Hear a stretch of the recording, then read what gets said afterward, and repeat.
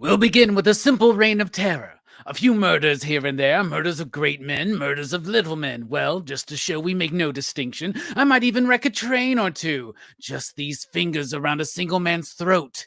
That's all. What is up, everybody? Station, welcome to the kickoff on PCP for March Madness. We kicked off March Madness 2024 on Dylan's Horror Show Saturday night with an excellent conversation about Stanley Kubrick's Stephen King's The Shining. And tonight we're talking about H.G. Wells's The Invisible Man by way of Claude Rains and James Whale. Well, I am so freaking pumped to talk about this one. This is one that in back chats, the conversation has gotten contentious at times, and the one dude who pisses me off with his opinion on this movie is not here tonight, and I'm happy for that, because I tell you what, if Verno was here tonight, he would be the Kemp to my Jack Griffin, but the Invisible Man to my Jack Griffin which is one and the same. It's Dylan for Dylan's Horror Show. What is up, my man? How you doing? What up, brother? Good to be here, bro. Dude, you know we can't do a Universal Monster movie without having you on board, brother. I noticed that, man. I noticed that. Yeah, it's not the same without me, man. But you know, I live for this shit, man. And yeah, I got my new 4K set, man. I recently got for Christmas, so I was super excited to dive in and check out my new 4K of the Invisible Man. So. Yeah, and not too long ago, I was on your channel for the Invisible Maniac, so it's nice to return the favor. Right. Speaking of the Invisible Maniac, let me tell you something, dude. If Jelani could turn invisible, he would rape, pillage, and kill anyone he could. It's Jelani. What is up, my man? It's a fact. Good to see you guys, man. Glad to review this movie. It's a Universal Monsters movie. Why not? I'm surprised we didn't do this for actual Horror Fest. You know, as one of the it really fits into the theme of March Madness, I think. It does. He does. He is quite mid. He's quite mid. Another person out there who I love chatting with Universal Horror about is my man Scarpad. I feel like you understand it. You get it like I do, bro. I thought we were doing a 2017 movie. Did I hear wrong? You wouldn't be. If we were doing that movie, you wouldn't be here. I hate that movie, man, with a passion. But I like this one a lot. So thank you for asking me. All right. So I think this might be a first time appearance on PCP Movie Night. There was some contention backstage, but none of us here remember it. But maybe it happened. Maybe it didn't. I don't know. Maybe it's like a Mandela effect or something like that. And the Berenstein Bears came through and just wiped it out of existence. However, I know for a fact, first appearance on PCP Movie Night, March Madness. We got Nick from Comic Culture. What is up, my dude? What's going on, dude? Thanks so much for putting this option out there, dude. I can't wait to talk about this movie. First time seeing it, so I'm anxious to break it down, dude. Thanks again. Hell yeah, first timer. We're gonna pop your invisible cherry, bro. That's what we're doing. Is this his first like Universal monster movie too? No. Just this movie, this one. Got you. Yeah. Have you seen Robbie actually did some of those watch-alongs for Mummy back in the day. Remember those? And those were awesome. I bring it up every 6 months for him to keep doing it, but he never does. Let's keep doing it, we're bringing movie watch-alongs into the Patreon page at some point soon. But speaking of, I don't know, it's Brooks. What's up, Brooks? I didn't have anything. How you doing? What's up? All right. God damn, Brooks, bring the energy. All right. So tonight we're talking about 1933's The Invisible Man. There's my Blu-ray copy right there. And I want to show the copy of the book I got back in the 90s. Back when this was like $4.95. I think this would be like a $10 book now. It's like less than 100 pages. But I love this novel. I love this movie. This has the entire series of movies. This is part of my box set that I have. Man, The Invisible Man. Let me tell you something. So first of all, it's directed by James Whale. James Whale is on the list of my favorite directors of all time. And usually when I tell people my favorite directors, and I'm like, oh, you know, Christopher Nolan, Martin Scorsese, Steven Spielberg, I would throw on that. Why am I forgetting all my favorite directors right now for some reason? But Guy Ritchie, no, he's not one of my favorite. Ridley Scott, he's one of my favorites. But when I list this list, Dario Argento, oh my goodness, Dario Argento is like probably number one. All right, but when I list this list, sometimes I'll mention James Whale, and people will go, "Who's that?" And I go, "The guy that did Frankenstein." and then they understand. But yes, this dude did Frankenstein. He also did Bride of Frankenstein. He also did The Old Dark House.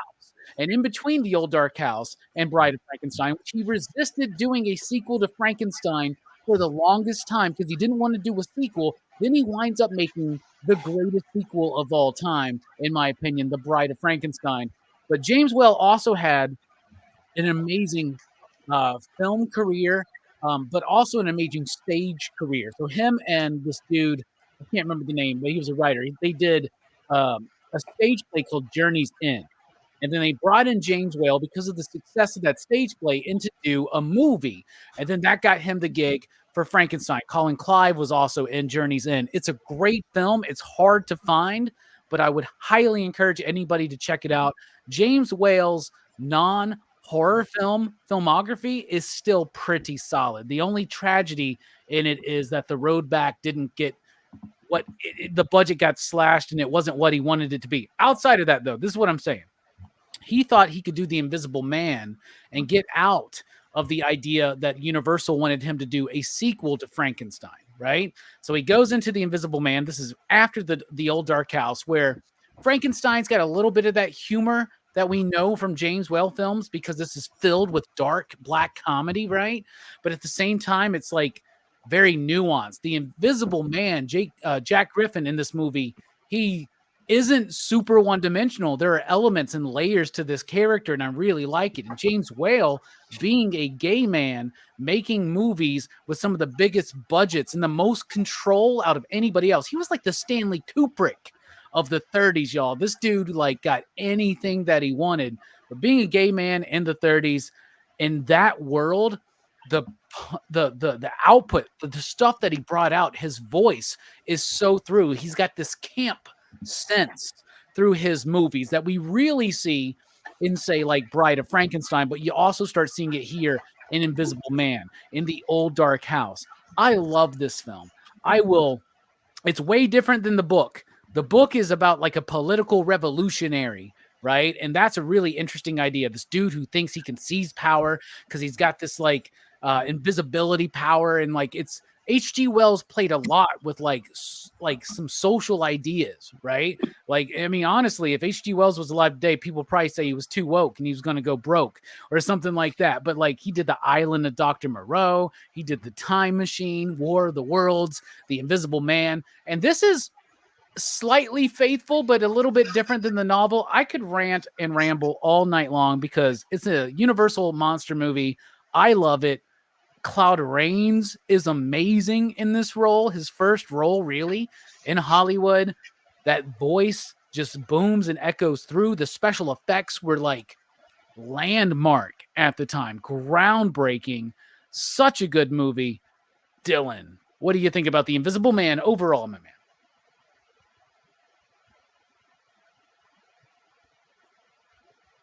Should we tell him? Yeah, you should probably tell him. Should you tell me? I enjoy it a lot. It's not the Wolfman or Creature for me, but I definitely enjoy it a lot. I think Claude Rains is absolutely maniacal and fantastic in it. I think he probably could have played a good Joker with that laugh he's got at times. But I always loved it because my father would always tell me that, Lon Chaney's father in The Wolfman, Sir Talbot, was the Invisible Man. I always thought, damn, that's awesome, dude. So I'd always go back after watching The Wolfman and check this one out. And I love the winter scenes in this. I thought it was definitely ahead of its time with some of the effects, even though I'm sure some of that is like pulling strings, pulling people. But I definitely think it is a fantastic film. I love the look of him with the glasses and like the mummy wrap. And it's just, if you got that NECA figure, it's just one of the coolest looks, man. It is so iconic. And I don't think anybody could pull it off better than Claude Rains. And I don't think anybody really has, because I'd say he's got Invisible Man has some of the worst sequels. I mean, what the Invisible Woman and all that. I mean, those movies have their merit for what they are. Now, I will say this: I think it might be his first on-screen performance, but Vincent Price is in the second one. Yeah, but Claude Rains' voice, dude, the way he rolls his R's, right, and just the way he delivers, he got the role because he had bombed an audition for another movie, and James Whale wanted Boris Karloff, but there was a contract dispute, so he walked off of Universal Pictures. And then he wanted Colin Clive, who was, of course, Henry Frankenstein in the Frankenstein movie, but he wanted to go back to England. And then one day he's just like, I just don't care what the dude looks like. I just need the voice. And he's hearing somebody playing this really badly done audition. And he's like, that man right there, that dude. Claude Rains did some movie called Build Thy House in 1920.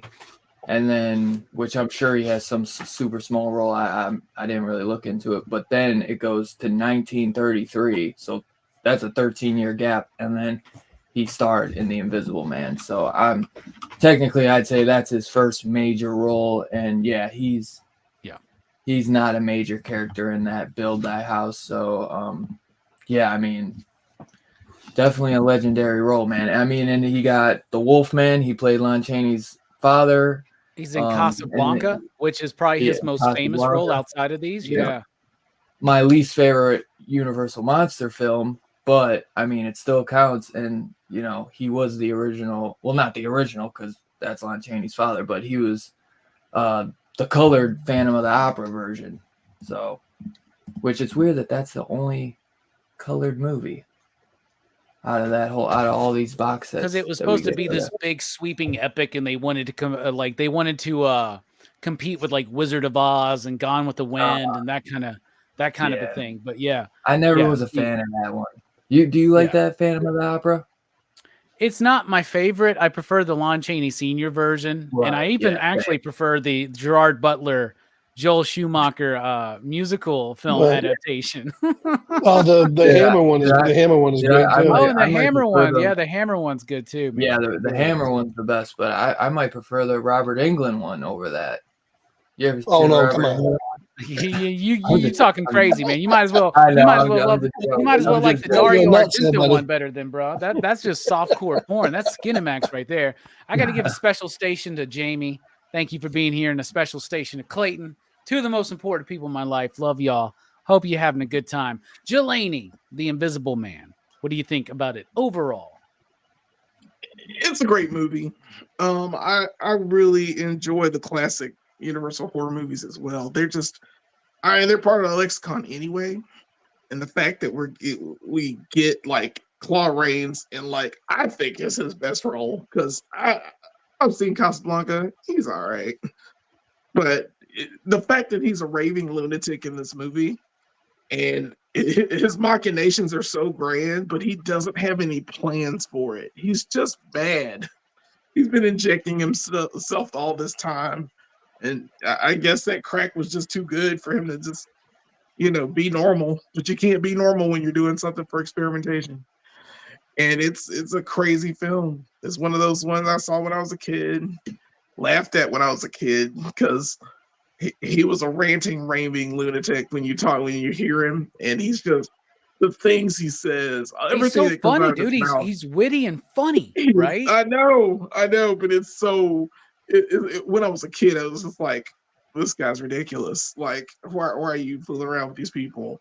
I asked a lot of questions as a kid when I was seeing these, but I still loved it. It was still a great watch. I love it now. I've seen it multiple times. I read those little books, the little picture books I told you about in the library. Yeah, the little picture ones, nice. Yeah. So, I'm quite fond of this movie. Hell yeah. Scarpad, I know you love the Universal horror stuff. What do you think about The Invisible Man, 1933?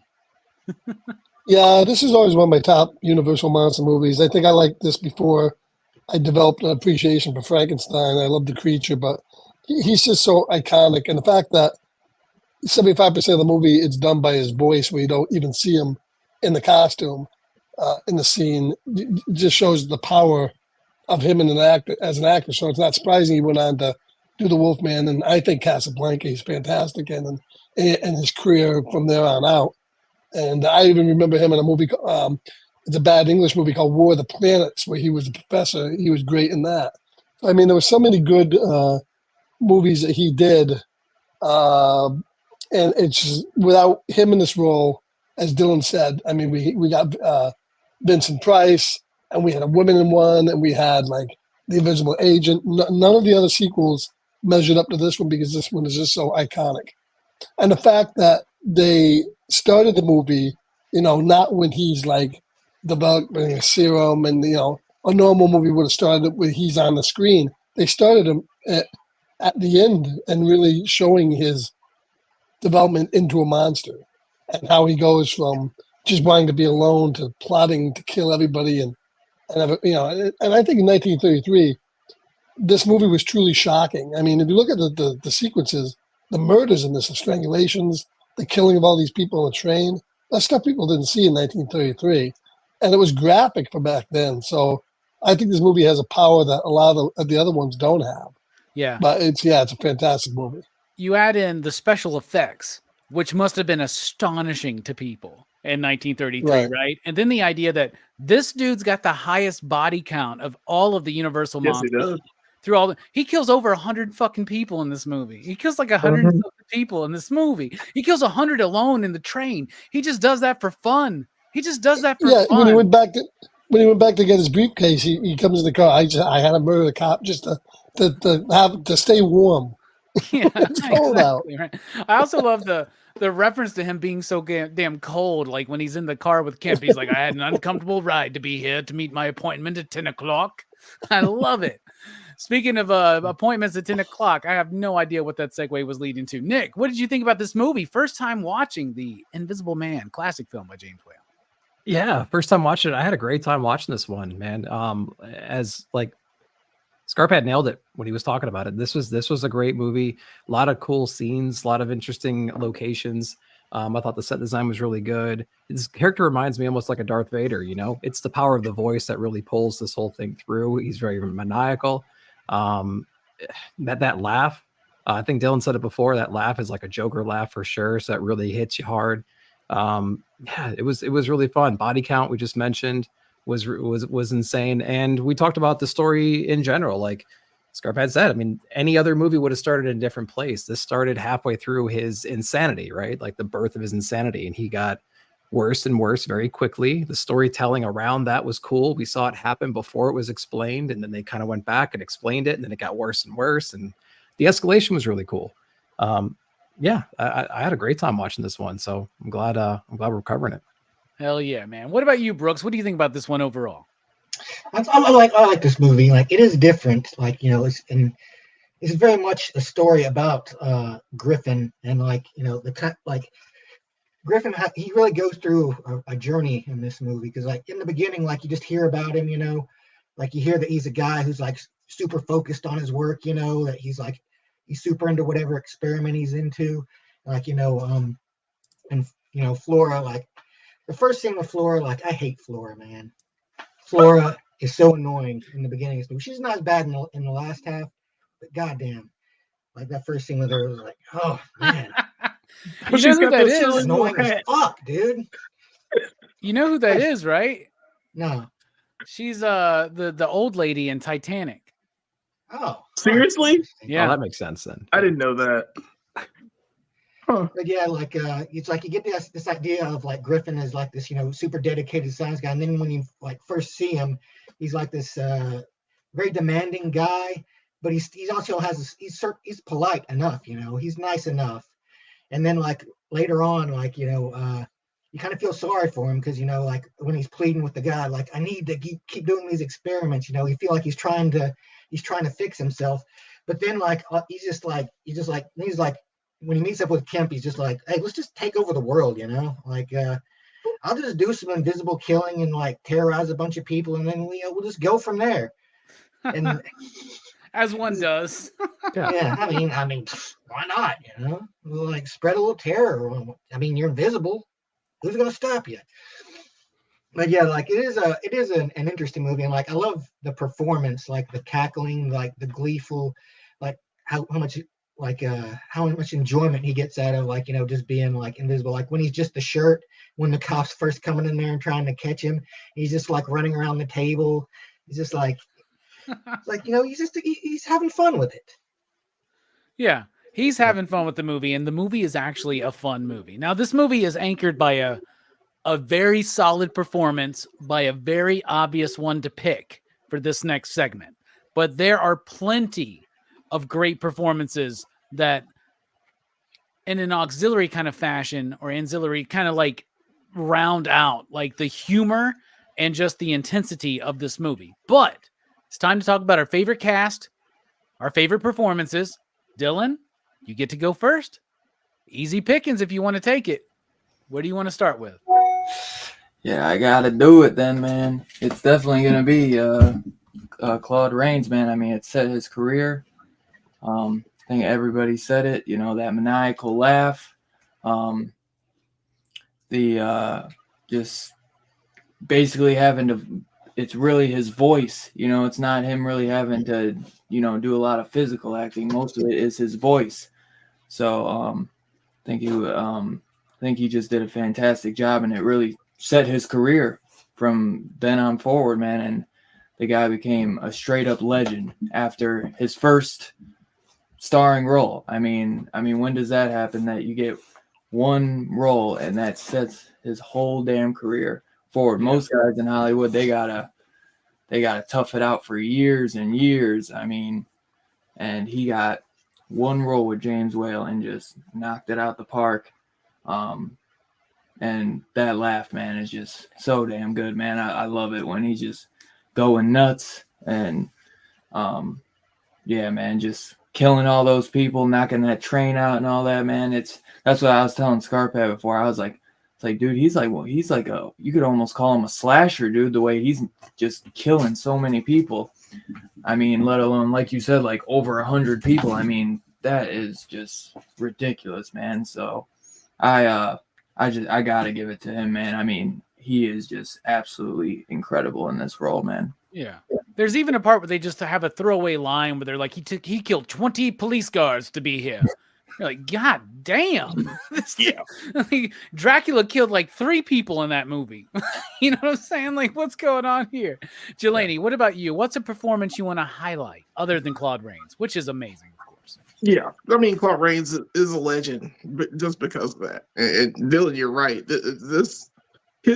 He's too good to be the Invisible Man, but the fact that he got the role, he elevated it. There hasn't been another Invisible Man that's even that cool. Not even Chevy Chase. It's been that movie sucks, man. So does Hollow Man, dude. They all suck, man. Hollow Man's all right, but it's not this movie. Sucks. It's not this movie. There are a lot of crap movies, but this was the one that set the precedent of what they were trying to replicate. They were trying to replicate this, and it's absolutely fantastic. But I'll go to my next favorite character since Claude Rains was taken, and that's gonna be the innkeeper's wife. God. I don't remember her name. Una O'Connor as Jenny Hall. Yeah, Jenny Hall. Yeah. You bastard, you stole mine. Yeah. She's in Bride of Frankenstein too, right? Yeah. Yeah. Right. She's like, no, wouldn't stop, man. That poor innkeeper got banged over the head and then had to listen to that. Yeah, man. She is so loud and shrill and like crazy. It looks like her screaming would probably cause a train wreck as well. So yeah, it's just, man, she's fantastic in that role. She plays it to the nines. Like, give a man some privacy. He just said he wanted some privacy. Yeah. I forgot the mustard. Well, then don't go back up there and give him the mustard. It's too late. It's not like he asked for mustard. It's a lot of stuff going on. I question her all the time. Lunch is served at 1, goddammit. 1 o'clock, goddammit. It's lunchtime. Yeah. Lunchtime. I'm coming in the room. Forget it. And then he broke her china. But I love her role because she's so genuine. I don't know if James Will actually told her, hey, I want you to be hysterical the majority of the time. Yeah. Is that cool with you? And she's, I'll do it. No, he cast her because he loved her, and that was something that she could bring. In fact, it said that he adored her, and she was actually mentioned in his will. Like, he left her stuff in his will. And the sad, and if anybody doesn't know, when Universal Pictures went and exchanged hands in the late 30s, early 40s, James Whale just didn't have that creative control like he did, and he just kind of like retired and went off and eventually wound up committing suicide because of the terrible effects of a stroke that he had. If you're more interested in a dramatic retelling of those later years of his life, there is an excellent movie from the 90s starring Brendan Fraser and Ian McKellen as James Whale called Gods and Monsters. And that is definitely something to watch and check out, especially if you want to know more about him, more about the end of his life, and just looking at James Whale. James Whale is an undersung, like one of the absolute pioneers of American cinematography, even though he was British, I believe. But absolutely a fantastic creator. And in all this day, nowadays where we're all like, for the first time ever, we got a gay man doing this, or a gay woman doing this, or a trans person doing this. This is a gay man in the 30s who was like so in charge, right, of his productions. All of his pictures say a James Whale production. It didn't even say Universal Pictures production. Yeah. Like, James Whale was like the golden goose for the entire 30s for Universal Pictures. So I just want to really highlight James Whale right there. What about you, Scarpad? What's a performance you want to highlight? All the good ones have been taken, you say? Yeah, Jelani took Una O'Connor, who I was going to do. Jelani. But yeah, she's great. Well, then my next pick would have to be William Hartigan as Dr. Arthur Kemp, because you had to have that kind of like opposite of somebody who is just as much of a sleazy scumbag as the Invisible Man, even more so because this man is he's a predator. He's swooping in on his girlfriend before the body's cold. Yeah, he's there, and and then of course all the you can tell behind the scenes he was always pushing. He was he'd go into his lab and go through his stuff and stuff, so that you knew they had an animosity. And the way he just comes back in and uses the guy, and you knew ultimately he's going to meet a demise, and what a great demise that was, getting strangled, thrown over the cliff, and then burned alive. That couldn't thing do it better. blew up first. The car kind of blew up first. It looked like. If you notice, if you look, he gets thrown out of the car. It's a dummy, obviously, and it lands like right in the rock. He's just a sleazy scumbag, and he predicted though, right? He's like, you're gonna hit a boulder, you're gonna break your fucking arm. he told him exactly what was gonna go down. Your neck. Yeah, he was all over it. And he was such a coward to the end. So he was fantastic too. That would be my pick. He really is, and he's very much like that character that was put into Frankenstein. That was like the love rival to Elizabeth, remember in that first one where she's like, and really besides Claude Rains, he had the most screen time in this movie too. Yeah, and he just did such a great job of being fucking shit ass scared the entire time, bro.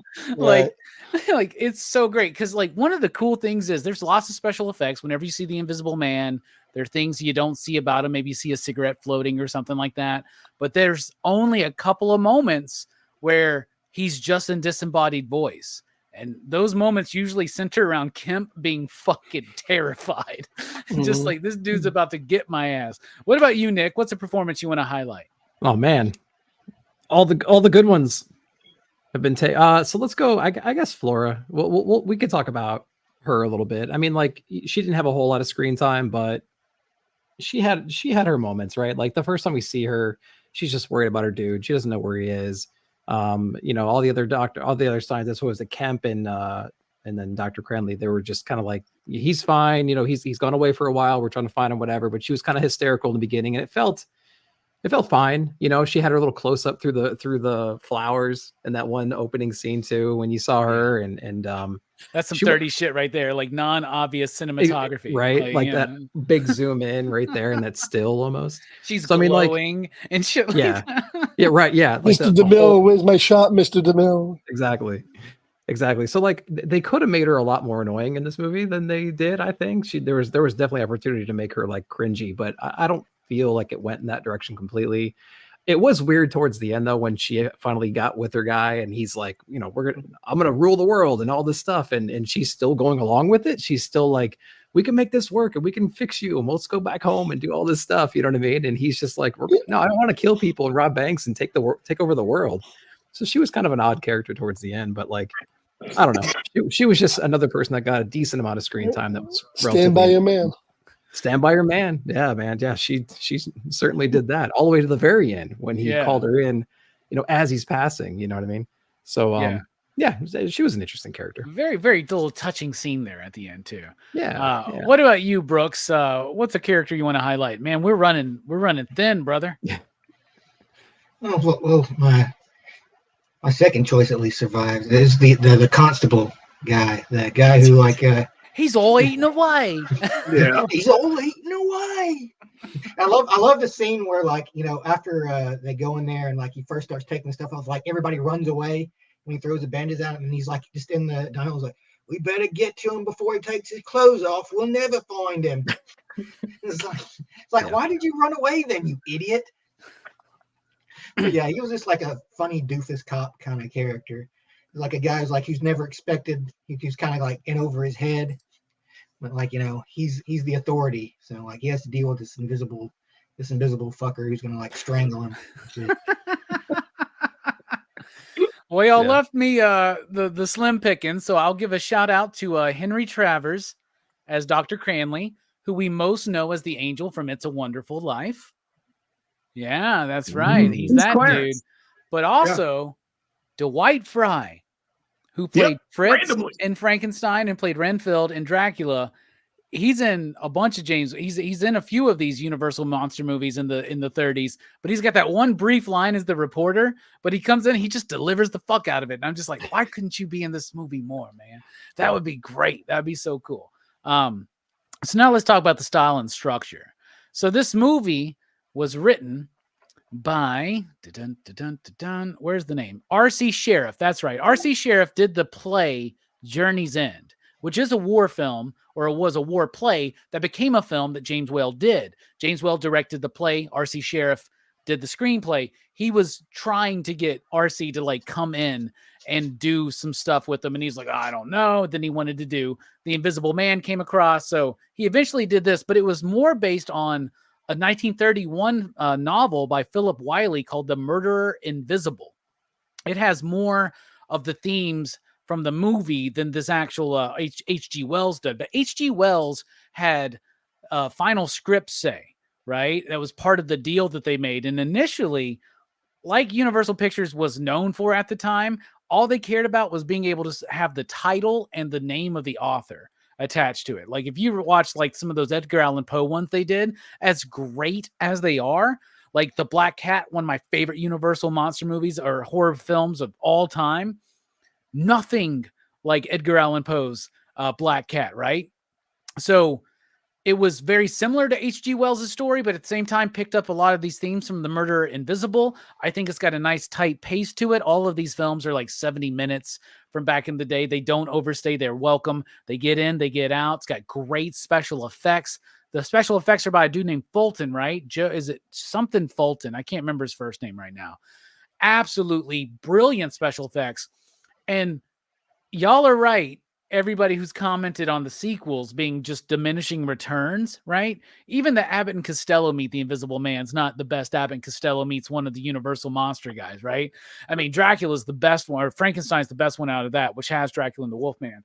But the Mummy meeting is better than this one. However, the special effects by Fulton were done in this movie, and The Invisible Man Returns, and The Revenge of the Invisible Man, and The Invisible Woman, The Invisible Agent. He keeps perfecting this stuff. So if you watch those other films as just kind of significant pictures as far as the development of special effects and sensational special effects in particular, because like we can talk about Citizen Kane being one of the most special effects laden movies out there, but it doesn't seem obvious. This is obvious. This is like, how the fuck did they do that? And he gets better and better as each movie progresses, even to the point where he's doing things before motion capture, where he's got a moving Invisible Man who you can see through fading away while the camera's moving. And in 1930, 1940s, that's like difficult. And this one, the shot where he's unbandaging himself in front of the mirror, that's 4 shots he had to put on top of each other, y'all. That's 4 different shots because he had to do the foreground, the background, then the foreground in the mirror and the background in the mirror and put it all together. And in 1933, that's not easy stuff to do. I love the script. I love the style. I love James Whale's like sardonical kind of approach to these films. I fucking love it. What about you, Dylan? What do you think about the style and structure?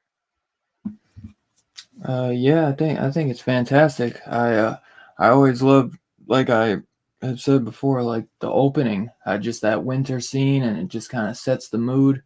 And when he goes into the lion's den, and once that bar wench is kind of going in there and she catches him undressing his bandages, and I think the whole, like, this movie is all style to me. I think that's what makes it so damn awesome, is just the iconic laughter, all the just the set designs. I think that's one thing I love about the Universal monster movie so much, is that the set designs are just, you know, they're one of a kind, man.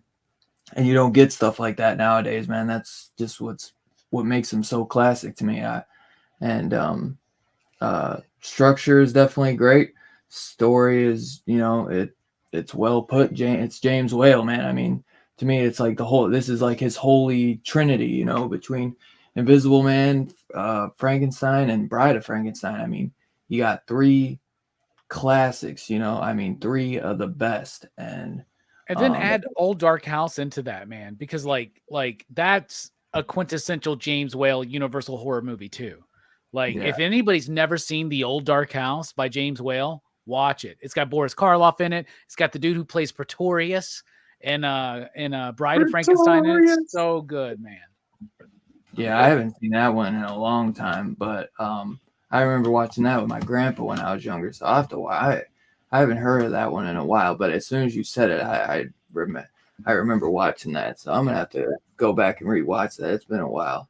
But I remember that one being good because my grandfather was a huge Boris Karloff nut. So, but yeah, man, I mean, it's, you know, it's just a fantastic film all around, man. I love every minute of it. And, you know, it's only an hour, but, you know, I literally watched it twice before because I was like, damn, dude, it's so good, man. And you don't get, I'm trying to think, but out of all the monster movies, none of them are set in like, you know, I'm fond of always like winter scenes and all that. So like seeing him just start off walking in that like snowstorm and just going to the lion's den, I love that, man. I just love how it just kind of sets you into this story. But yeah, it's awesome, man. Absolutely. What about you, Jelani? Style and structure, what you think? Yeah, man, it drips style for real. It's one of those movies where, I mean, and you're right now. I mean, it's marvelous to look at. I can't believe. On top of that, Robbie, I can't believe that was 4 shots to do just that. Right. I didn't know that.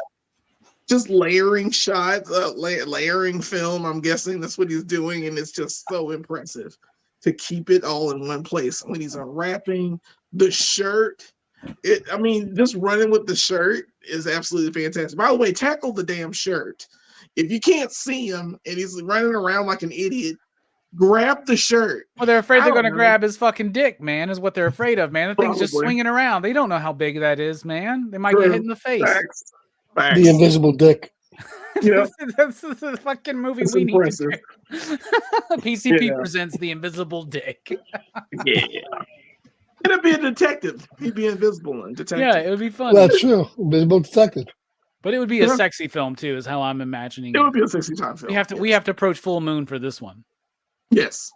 So, like, fuck, I gotta write that treatment. I'm not even kidding. I bet Charlie Mann will be all over that shit. God damn, I gotta write that down.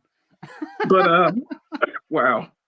I love the models in this as well. The train model going down, I don't know, it's so cheesy, but probably back in the 30s, that was like scary as hell. Like, I can't believe all those people.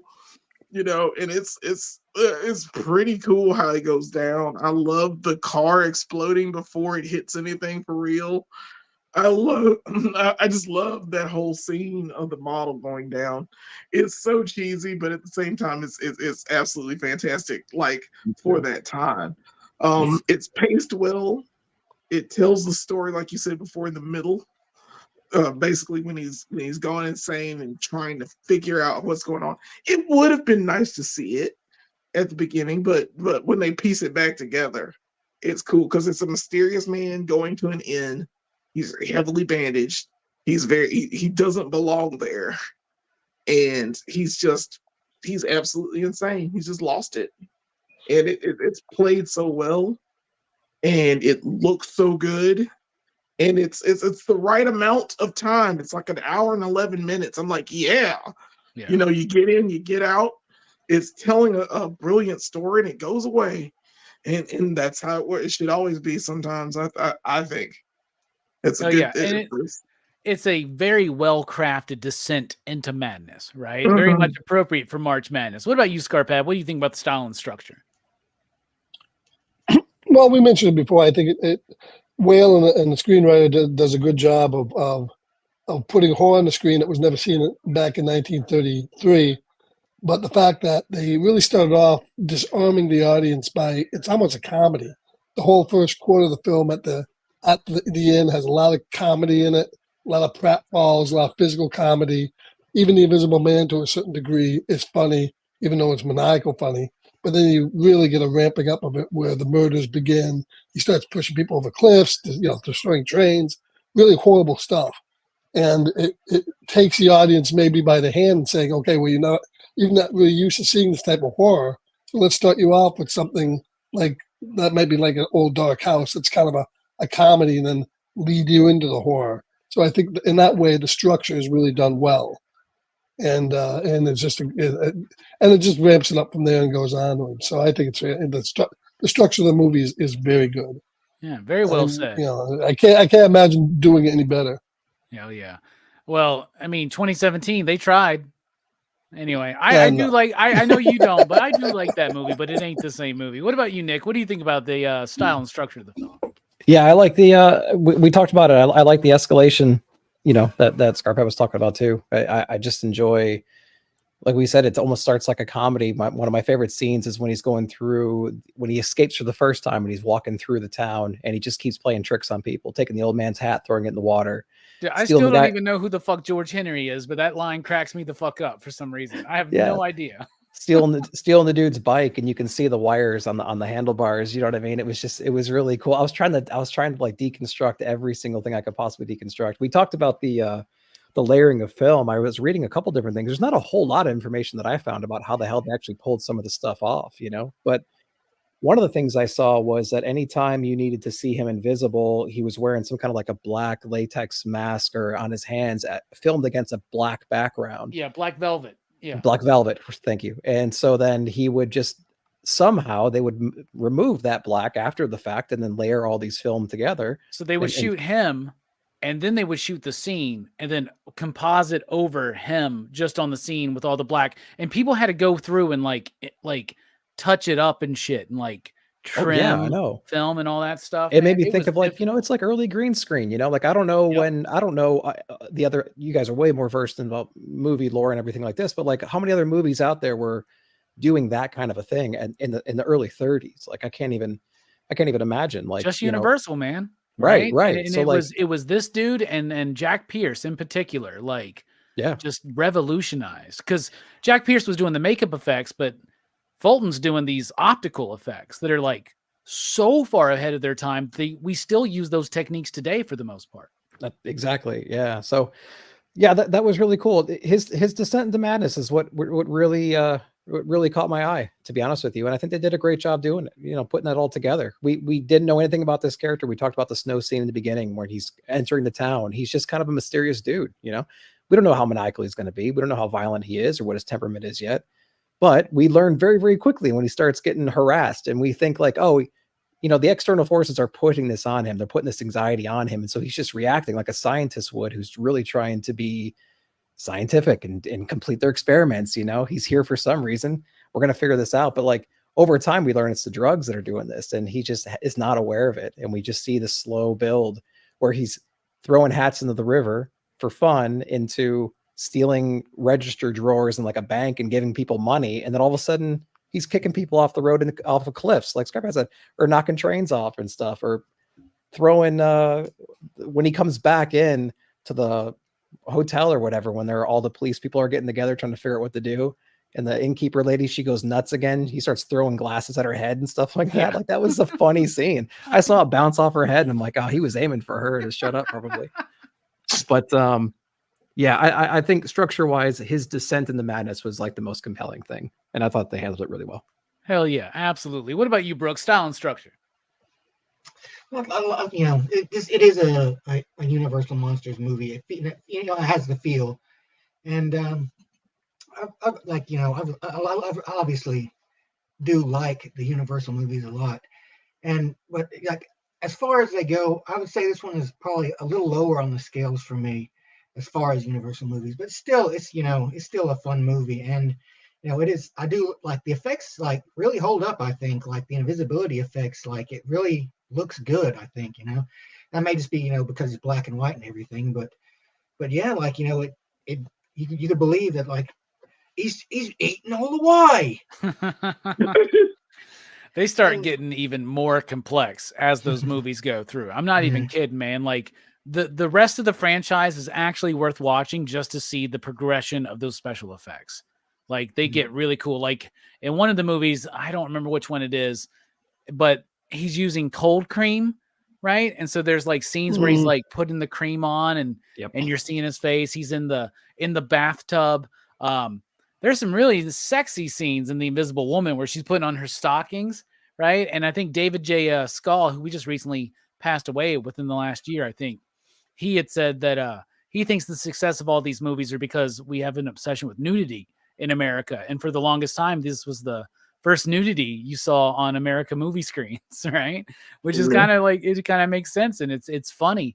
And Claude Rains' performance is so nuanced because he has that descent into madness, but we see those moments where he pulls himself almost out of it and he almost doesn't even realize it. Like when Flora first shows back up and he's like forgets about her and just his demeanor, everything changes. It gets very soft. So amazing. So the music in this film, there is music. The music is done by Heinz Rohmheld. And most of these movies at this time, like Dracula didn't have a score, right? Frankenstein had a score, but not really. Like they were just using music they were cutting together, right?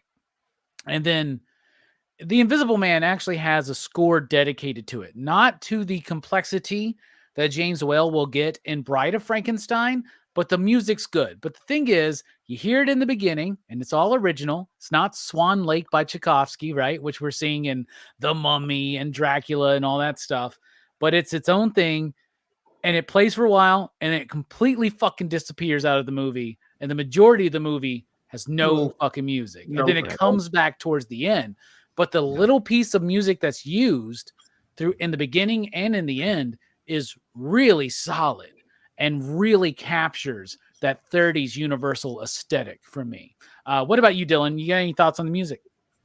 I was just going to, because I was going to look through and see what you were going to have us ask us, and I was like, let me try to get little snippets of the music, because I remember it in the beginning and towards the end, obviously, but I was like, let me try to hear throughout the middle. So while they were talking, I was trying to skip through, and I was like, this movie's mostly just kind of, there is no music, and I was like, that's actually brilliant in a way. But I definitely think the music in the opening is great. It's it's just subtle the way it needs to be, and I think it really doesn't need music throughout it. So I think that it just works perfect though, man. But the music we get, it's definitely good. And I think I don't know. I think if it did have music throughout it, it may maybe make it a little bit more goofy, and because obviously some parts are a little comedic, and I think that would maybe add to it if it had some like old style type music, especially now if we watch it, it would just feel a lot more silly. and we wouldn't be able to take it as serious. Because I agree with that, Dylan, 100%. I think that's a very profound thing to say, because in 1933, you got to realize we're still 2 years into audio on our films, right? The first supernatural talkie was Dracula. This is 2 years later. They haven't really figured it out yet. Now, just 3 years later, or 2 years later from this film, is Bride of Frankenstein, which has a very complex score that for its time, that goes all the way through, and everybody has their own individual themes. Maybe one of the first times that was done. Probably not the first, but one of, right?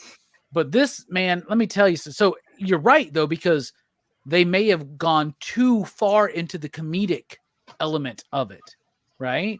And who's to say that there wasn't music written that James Whale was like, I don't like that, right? Yeah. That's a possibility, I can too. see that.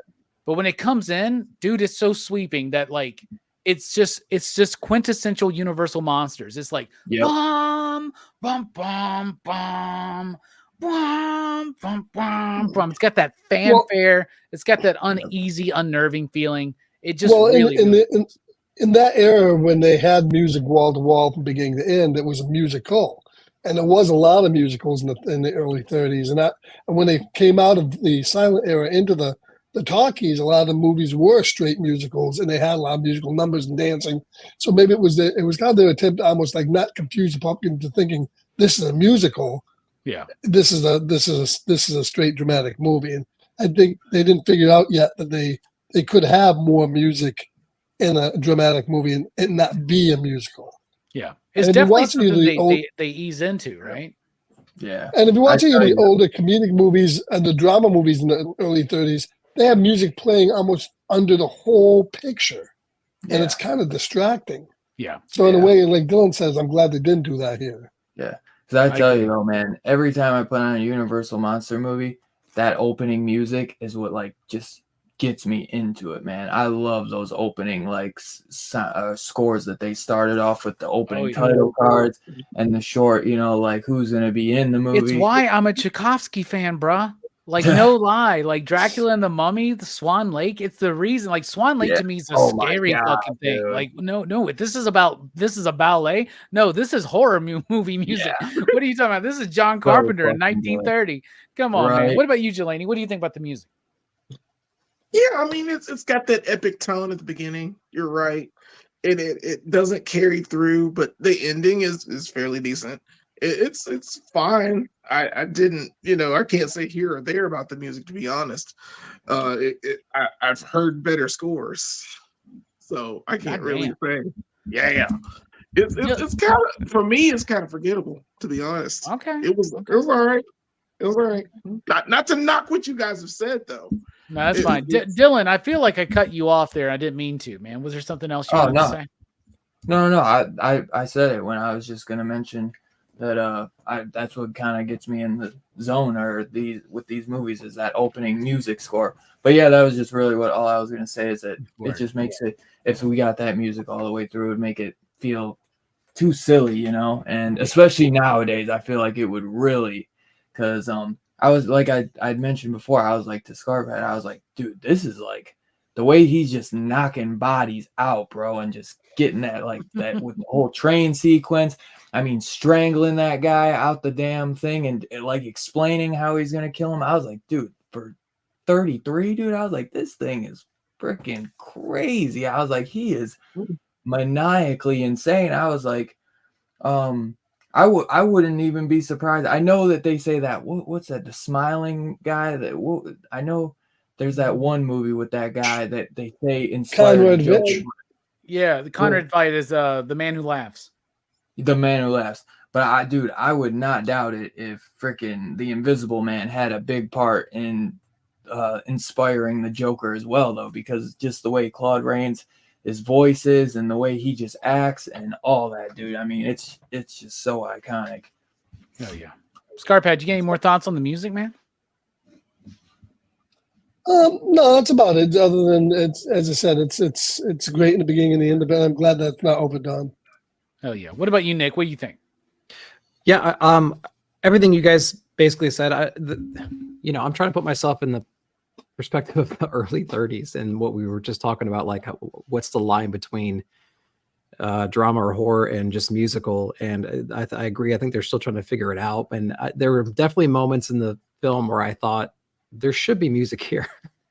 You know what I mean? Like the whole scene where he's like unwrapping himself. You want to see what I am? All this stuff. It's like eerily silent.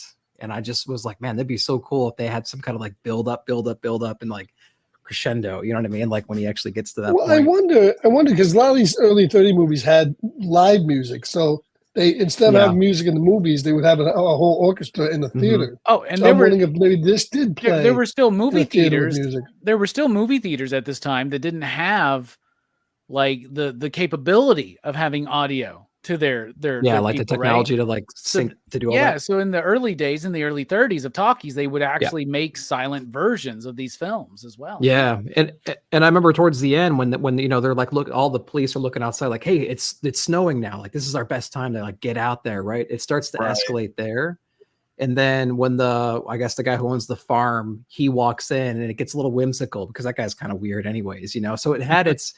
The music had the flow with the movie, like it had its beats and it would change when it needed to. But like there were definitely moments where I'm like, man, it really could have used something right there. But again, for the time period, the technology, everything like that, it's forgivable for sure.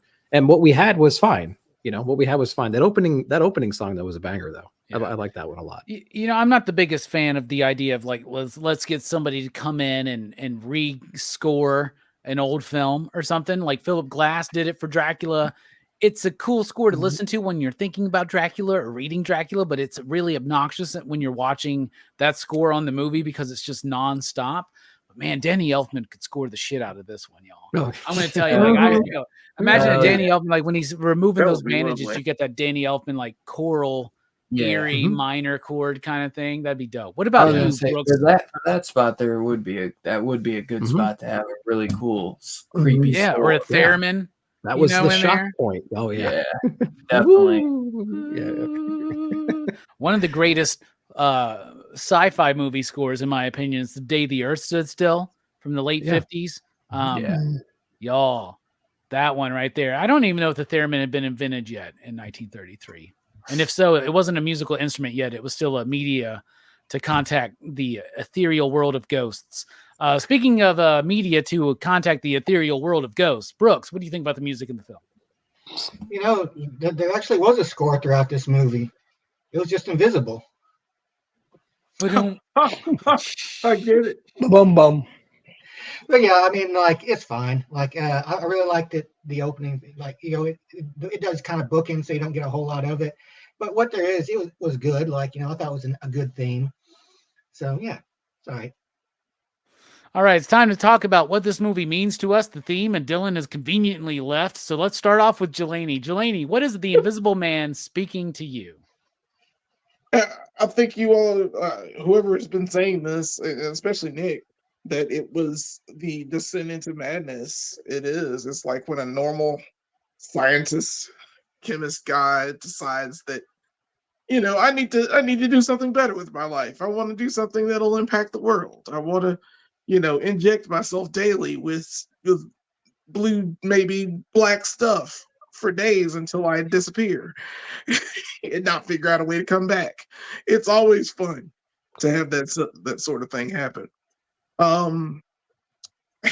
Claude Rains just, I think he was too big for his britches because the madness that follows is like, I kill a guy here, I'll murder a few people there, I'll, you know, crash a train. You know, he's absolutely insane, and it just goes from a rational guy into this, and it's sad to watch when you see your friends and your family like try to pull you back, but it's too late. It's kind of already there. Yeah, he needed an intervention. Yeah, he needed one of those interventions. But he, you know, if Kemp like had been a good dude, he probably would have found his notes and been like, "Hey, man, you probably shouldn't be doing this. You know, monocaine or whatever you're using is not the best thing to do." But you know, Kemp's a dick, so he would have never thought of that. He's a dick, but he's not the invisible dick. He's not the invisible. 100%. Speaking of invisible dick, Scarpad, what about you? What's this movie speaking to you? That's the best transition I've had. Nice. A+, dude. Man. Well, absolute power corrupts absolutely. Once you get the power, he was going to exploit it and use it. And probably back in the 30s, during right pre-World War II, there was a lot of people probably doing the same. So they probably tried keying in on that. So, you know, once you got the power, you're gonna use it and abuse it. I think that's the bottom line of the movie. Power drives you mad. Yeah, absolutely. I mean, that's 100% there because, you know, the initial, what's the initial scientific purpose, right? Maybe he's trying to, you know, like if we could figure out how to make like your skin translucent, maybe that would help surgeries and stuff like that. So maybe there's like a noble intention at first, but then it all becomes about like what I can do with if I was invisible. And I mean, how many of us when we were kids didn't think about like what we would do when we were invisible? And who didn't say go into the locker room? And when we were kids, you know what I'm saying? Like every other day. Exactly, man. Nick, who used to go into the girls' locker room, painted up like the cement blocks on the. Nick, what's this movie? You only saw me when I opened my eyes, and they were just like, close. You're like close. JP and Grandma's boy. You're like, how did they see me? yeah. What's this movie speaking to you, bro? There's a couple different things too. It's like scientific arrogance. There's a little bit of that in there. There's like siloing in the scientific community. There's, you know, you're never too smart to learn something from your superiors, right? Or people who've been in the game longer than you. I mean, if you just read one more book, you know, he would have known that this particular chemical or whatever that he was injecting would have had these weird side effects that he probably didn't know about, you know, if he just read one more book, right? So it's like, there's obviously, if you meddle with the wrong things, bad consequences can come up, right? It's the whole like they were so preoccupied whether or not they could, they didn't have to think if they should kind of stuff, you know. So there's a lot of that going on, you know. Yeah, I mean, like we were saying before, once you get that power, it's hard to hold back and not be addicted and, you know, use it for your own personal gain. And that's exactly what happened. So yeah. And Jake Griffin was a dick, and he was an invisible dick in this movie. Dylan, what about you? What's this movie speaking to you?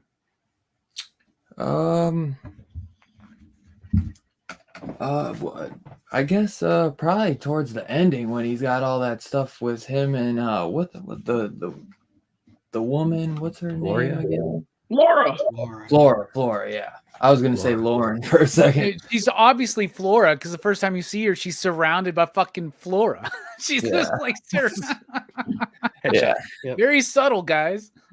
But so I guess at the end when he kind of says like that he was doing this all for her and that he was just he thought he was like a bummy scientist and that he wanted to do this and become like do something game changing and that it seemed like he was doing it all for love and that he now had to figure out a way, like if he could turn himself invisible, there's got to be a way to turn himself back. But I guess what it's trying to say is that dudes be doing some crazy shit for the women. I don't know how R-rated. I don't know how Dylan didn't know if he could say pussy, man. That was hilarious. I was gonna say it, but so you're saying he did it all for the nookie. I didn't know how far you wanted me to go. Women be did it all for the nookie, baby. Crazy shit for the pussy. If Fred Durst could become invisible in the late 90s, you know he would. Said it for the nookie. I don't know. We were just talking about Fred Durst the other night too. I should have thought of that. That's funny. No, you got some good points right there, man. What about you, Brooks? What's this movie speaking to you? Well, I think a big thing about this is kind of like the disruptive effect of like a bad apple in a society. It's like early on in the movie, you know, like it shows this bar, you know, these people, it's like this community, these people like, you know, together, they're laughing, they're, you know, there's a dude playing darts, like everything's so peaceful and good. And like, you know, everybody's getting along. And then all of a sudden this weird dude just comes in and he just like fucks everything up. Like the whole vibe gets fucked up.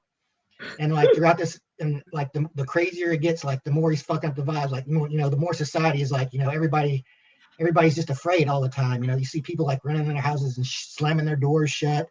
Like, you know, the fact that it's like this one guy can like, you know, cause so much fear just by, you know, this like fluke of him like stumbling upon this like weird power. And like, I think eventually like Griffin, he was a smart guy, I think he could have done a lot of damage, but eventually he was gonna fuck around with the wrong guy, and somebody was gonna like snatch him, and like he was gonna get fucked up. But until then, like, he's really fucking he like just the damage he does to this society just by by being bad, and not, and nobody being able to do anything about it. Like he's kind of above the law. Like the cops can't arrest what they can't catch. So like I think that's it. Like this idea that just one bad apple can like just completely fuck shit up. Given the right circumstances. That goes right along with the theme of the book by H.G. Wells. One good apple can revolutionize society, right? So like there's H.G. Wells had some very progressive ideas for his time, and they came through in the novel of this and other novels that he did, right? But in the movie, they do play with that, but they do it a little bit of a different way. I'm so proud of everybody here on the panel. For me, though, The Invisible Man, all invisible people fiction is about those who are invisible to society. Okay. So you can easily say this is a movie about the outsider, right? And it is. And it's made by an outsider, where it's made by a gay man in 1933 who was like one of the big wigs at Universal Pictures. And he had to hide that part of his life during that time. You know what I'm saying? He had to act like he was someone else. And he was an outsider. And what we get in some of his best pieces of horror fiction are about the outsiders. Frankenstein and Bride of Frankenstein, The Invisible Man, The Old Dark House, even things like his war picture, The Journey's End, or even The Road Back. As problematic as that shooting was, there's elements of that I could see why that resonates with James Whale. I have so much respect for this dude. But the thing about this movie is it's a nuanced take. But James Whale's a gay man. He has no choice in the matter there. He is a gay man. He has no choice. Now, he can act like he's not. He can put up a front and he can fake it for a while. But at the same time, if there's a difference between being the outsider by no choice and the outsider by choice. Jay Griffin represents the outsider by choice. You're still ostracized from society. You're still separate from others. You're still deemed mad and crazy. But that is a conscious choice that Griffin is making in this movie, even though it's influenced by the drugs, you could say. So you could actually have that kind of tied in too. But to me, it is about the outsider, but it's about the difference between an outsider by choice and an outsider by birth, right? Some are ostracized and separate and invisible to society just because of who they are, others because of who they become.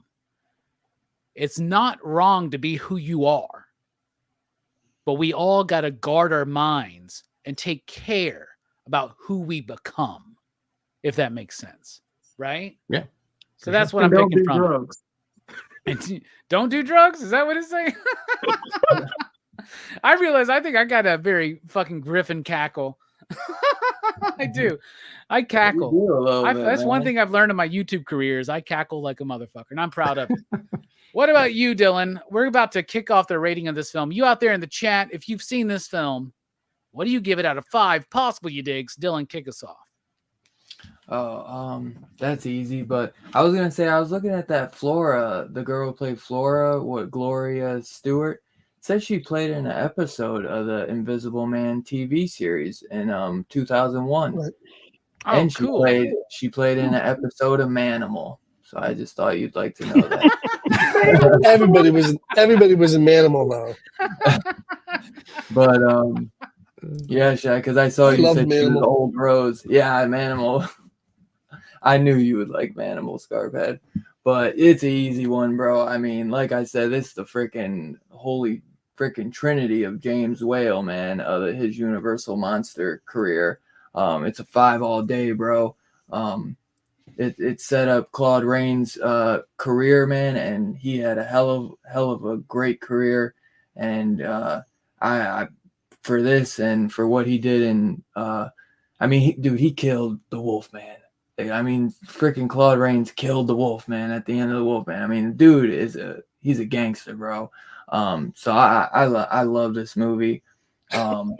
It's just fantastic, bro. And dude, this 4K looked incredible, so good, man. So highly recommend picking that up if you have not seen any of the Universal Monster movies in 4K, or getting that big, what is it, the 40 movie set or whatever. That's what I got. Dude, I got it on blue, but yeah, that's what I got. Blu-ray is great as well too. So I mean, thanks, Dylan. Movies just Blu-ray's great. Not as good. Hey, I got the Blu-rays too. The Blu-rays are on this too.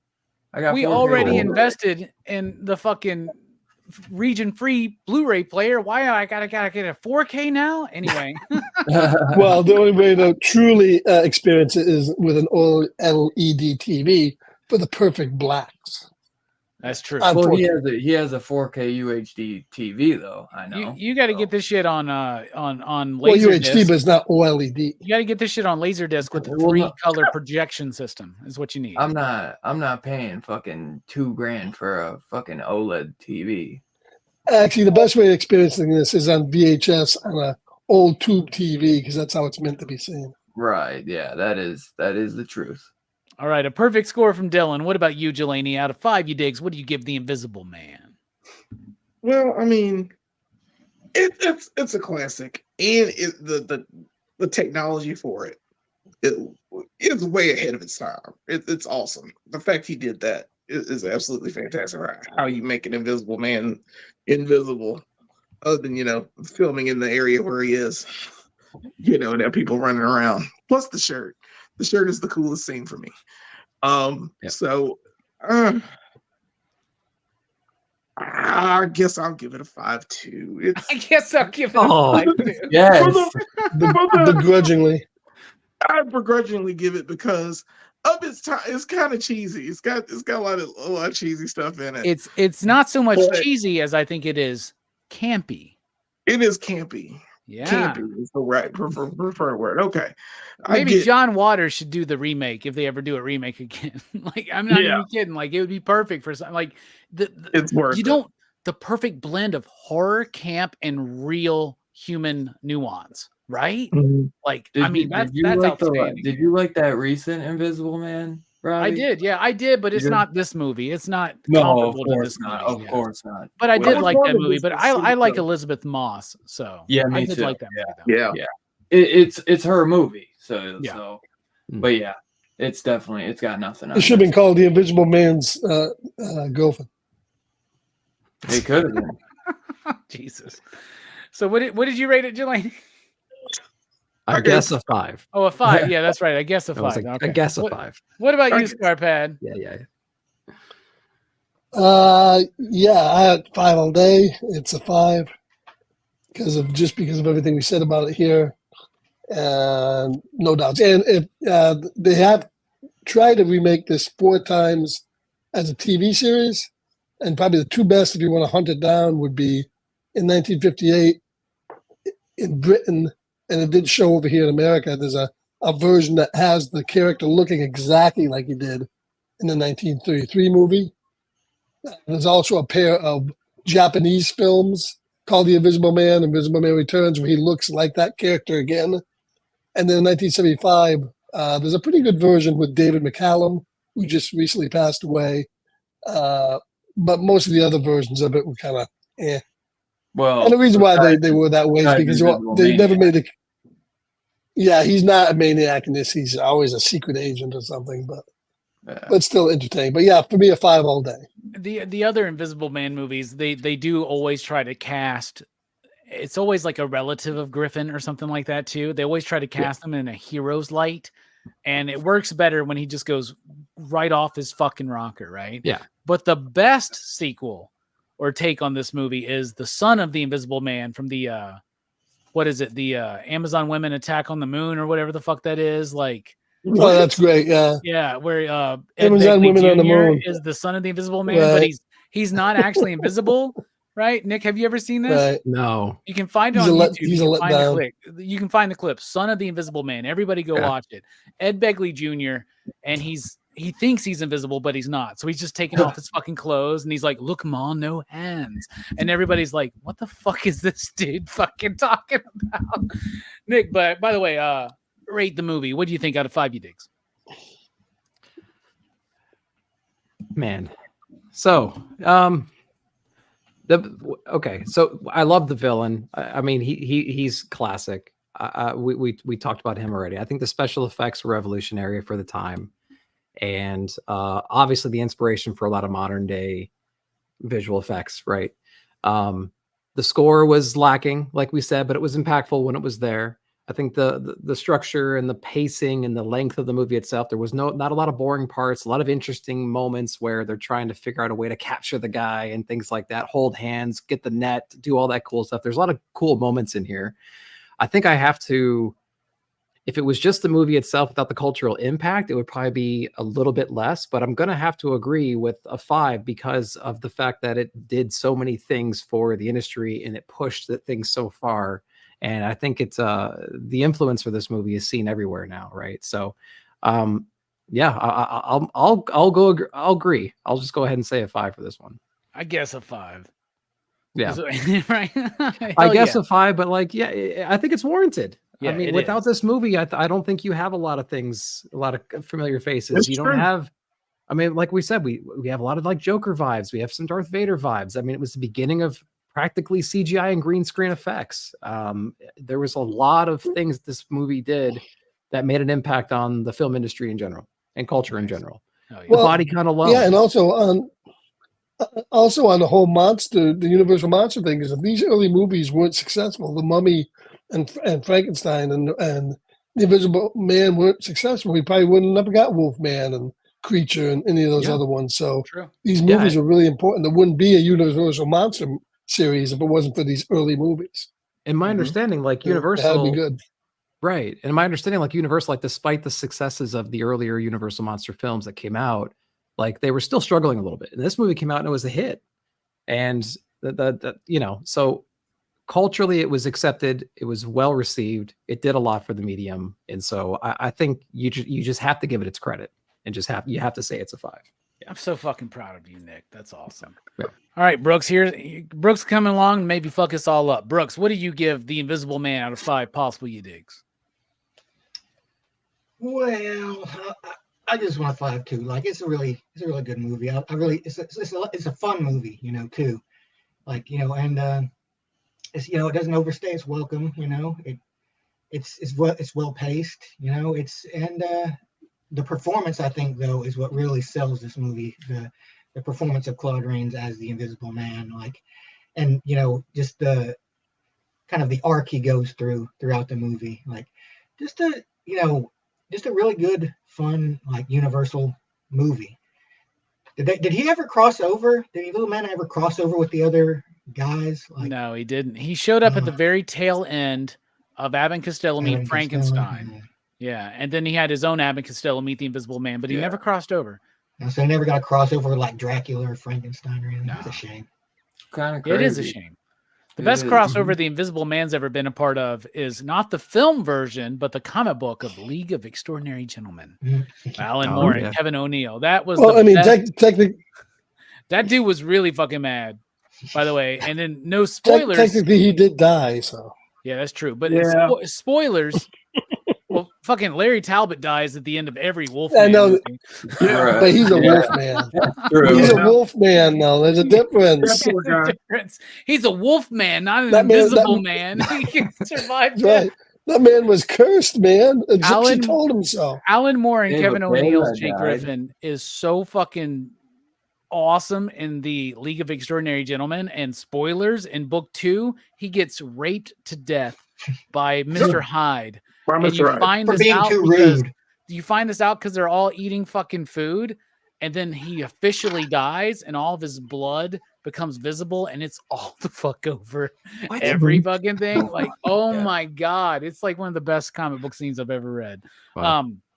I'm gonna go right there with you. I'm one you dig for James Whale, One you dig for Claude Rains. One you dig for Fulton's amazing special effects. One you dig for the Universal Horror franchise.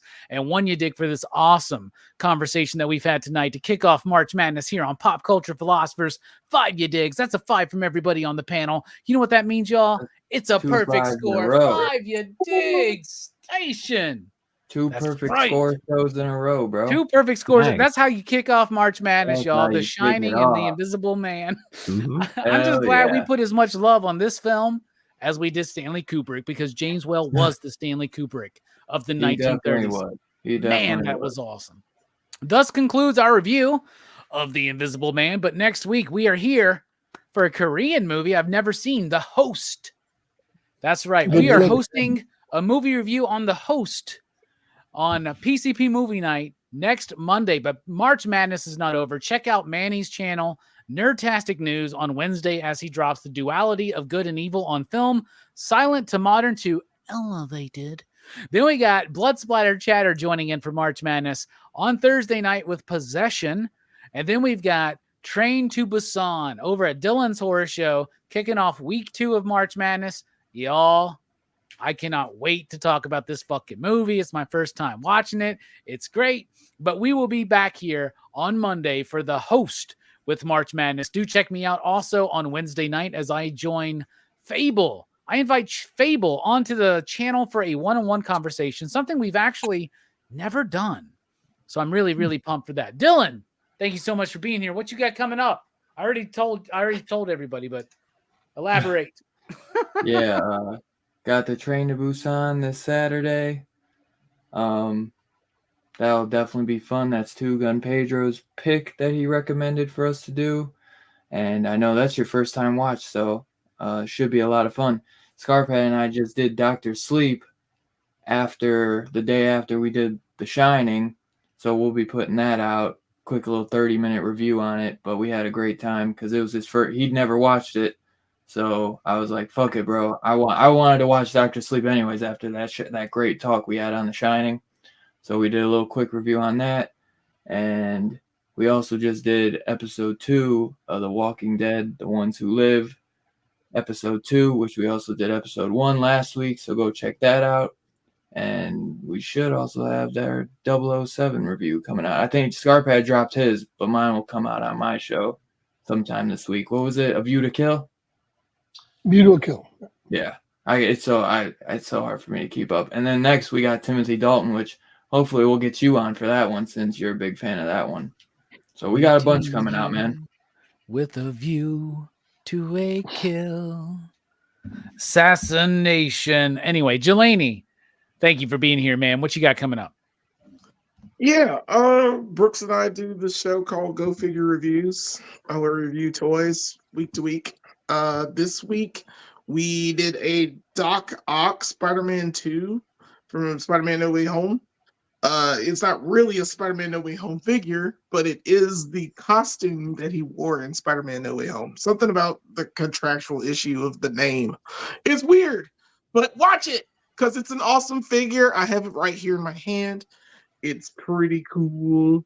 Dang, that's everything awesome. except for this is one of my favorite Marvel Legends movie figures. And the tentacles are real cool to use. Oh, that's not Marvel Legends? Yeah. Did you say tentacles? The Marvel Legend. He has tentacles. His testicles are. I thought you said that. Yeah, there's only one downside, and it's one of the. Look at the articulation on those. He's also got an invisible dick. I don't know if anybody knows. It's invisible. You can't see it, but it's huge. Spoiler alert. All right, and we also had another review of the Turtles of Grayskull. It's our Wave 2 review, and we have I think it is Ram Man, Beast Man, Shredder, and my favorite figure of all time, that Raphael. It's a great little set. We do a review on that. Check us out. That's it. Go Figure Reviews. Hell yes. Scarpad, thank you for being here to talk about another Universal classic. What you got coming up? Well, like I say, we're doing another Kick Watch Party after the DHS. We'll be doing a record horror film, a Brave, what was it called? Honor of the Brave, I believe it's called. Two Guns sent it to us, and we'll be doing that in the show. Other than that, the usual stuff Dylan mentioned and some shorts. So keep that going. Hell yeah. Nick, Comic Culture, thank you for being here, man. I love that you love this movie. You did great, good. man. I'm going to expect you on more. Let's you better do it. watch out, bro. You better watch out, man. I'm about to send out the list for May and June. Oh, I better see you on a couple of them because we got some good ones coming up for Crew's Choice. Yeah, dude. And the crew knows what I'm talking about. What you got coming up, bro? What day is it? Monday. So that means Wednesday we'll have the new release comics video. What's going to be happening over at Cadets Toys and Comics. Also including the final order cutoff information and haul video that time. Friday over on One Collection Down, we have Blaine Fable's Amazing Friends with Paul and the 619. So we're going to be doing that with Stu as our co-host. So we're going to be doing that. And then Saturday night is Nick at Night, my weekly comic book review show. So if you're into comic book reviews, you can check me out on Saturday night as well. And then let's see. Previously, we're over on the best comics of the month. So if you're into that kind of stuff, you can go see us over on this channel right here. Go and check out the best comics of February. Great time on that show. That award-winning show. Award-winning. Yeah. And I'm telling you what, I always did that shit where I was like, hey, everybody who's ever been a part of the show deserves this award, right? You remember when I said that? And that was all fucking kayfabe, bro. All it's that me front. and you, Yeah, man. We're on every episode, man. Even Manny dipped out a couple. Yeah. I'm saying. Where's my award? Because I go way back on that show. You weren't in one in 2023, motherfucker. Okay, like why don't you just calm the fuck on down? Okay. Yeah, we're doing. I think we're at probably 15 months going or something like that at this point. All of last year and this year so far. So yeah. Haven't missed one yet. But no, Dylan was there back in the original days when it first started, actually on Jim Men's channel. So there you go. Yeah. There you go. You were there, Dylan. I remember. Then you stopped reading comics. Yeah, it happens. I just read horror ones now. You are a part of that award. Enjoying the Dracula though, that universe. You are a part of that award. I will tell you this. I've been saying you since the beginning of DHS. You need to do This Week in Horror Comics. Yeah. Hey, and Creature's coming out soon, so be on the lookout for that. I know, dude. And they just announced Frankenstein by Michael Walsh. Oh, really? Yeah. I still keep in the loop about stuff. Dude, Amazon just got me working like a damn slave, bro. I'm so tired of it. I want to just go full time on YouTube, bro. At least you're getting paid though. Yeah, true. That's true. And you always got a job there. Yeah. Yep. Brooks, thank you for being here. Any final thoughts? What you got? Just you want to see who I am? You want to see who I am? I'll show you who I am. Yeah. That's a good quote. There you go. That's probably my favorite quote. Dude, he even fucking says, like, at one point, he's like, even the moon is terrified of me. Like, how far off your fucking rocker can you be? You're like, the fucking moon is terrified of me. And for my final thoughts, I'll just say, once again, we're in the midst of March Madness. Check out Manny's channel on Wednesday as he talks about the duality of good and evil in film. Check out Verno over on Blood Splatter Chatter for Possession. Check us out on Dylan's Horror Show Saturday for Train to Busan, my first reactions, my first time watching. And next week here on PCP Movie Night, The Host. Don't forget all the other channels, all these amazing people here on the panel, and the amazing Fable joining me for a one-on-one conversation on Wednesday night, 7 p.m. Central Time. Y'all, it's great. But for my final thoughts, just sit where you are. I'll get out and take the handbrake off and give you a little shove to help you on. You'll run gently down and through the railings. Then you'll have a big thrill for 100 yards or so until you hit a boulder. Then you'll do a somersault and probably break your arms. Then a grand finish up to a broken neck. Well, goodbye, Kemp. I always said you were a dirty little coward. You're a dirty, sneaking little rat as well. Goodbye.